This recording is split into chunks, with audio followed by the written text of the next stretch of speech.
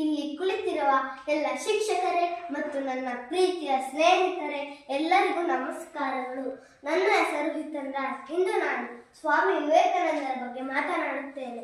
ಸ್ವಾಮಿ ವಿವೇಕಾನಂದರು ಜನವರಿ 12, 1863 ಕೋಲ್ಕತ್ತಾದಲ್ಲಿ ಜನಿಸಿದರು.